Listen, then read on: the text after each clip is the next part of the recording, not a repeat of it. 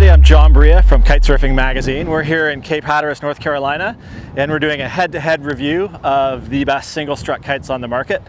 Today we're going to take a look at two of the kites in a head-to-head showdown. We're looking at the Duotone Mono and the Nash Boxer. We've actually had these two kites for the last 4 months. I've been flying them a ton, so we've got a lot of really good feedback from the test team and some other people on the two kites. So for the single strut kites, they've really taken the kite surfing industry by storm as a result of foil boarding taking off. The main advantage of the single strut kites is really their extra bit of performance at that very bottom of the wind range, from like the 6 knot to the 10 knot range in the 12 meter sizes. And that's the two kites here that we're looking at, both 12, one's 12 meter, one's an 11 meter. So we'll start off with the Mono. So the Duotone Mono was released in June of this year. It's a single strut kite. It's a little bit different than the Boxer in that it's actually a lower aspect kite, a little bit thicker through the midsection. It has a slightly bigger leading edge. The biggest difference in the two kites performance-wise is really the bar feel and the way that the two kites turn in the air. With the Mono, it flies a little bit more evenly off of the 4 lines, so when you're actually steering the kite, you get a little bit more bar pressure on both of the steering lines throughout the turns. And the turn on the Mono, because the bar is actually a high V bar, results in more of a pivoty turn with the kite, which is actually pretty nice when you want to whip the kite around really fast during your transitions on a foil. Another big performance difference is the wingtip on this kite is quite a bit longer, so it actually results in an easier relaunch using just the outside flying line, the steering line, when you pull it to reverse it back up out of the water.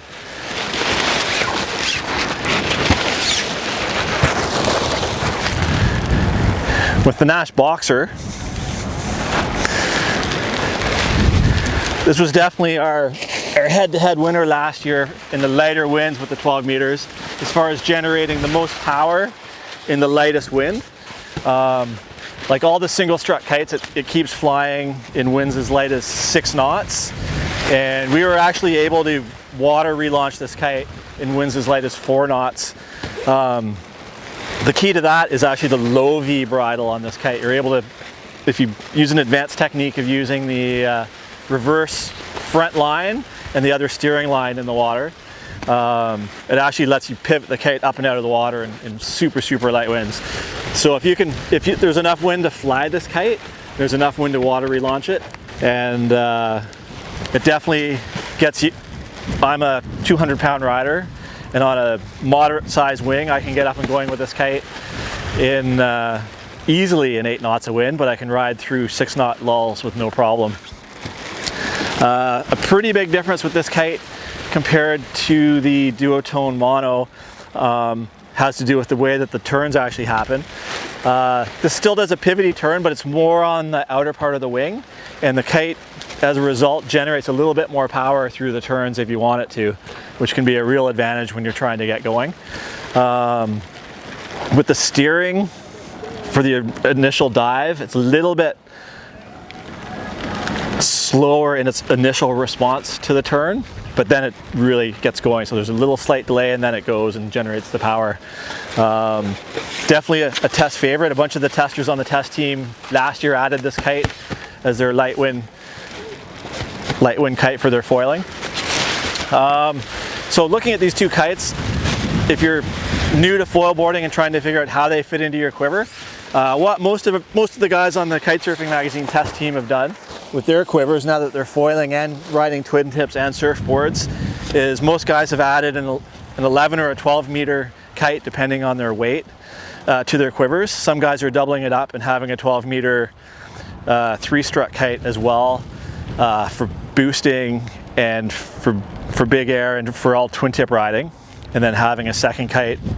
This has almost replaced a 16 meter kite for most guys, and they'll use this with their foil board.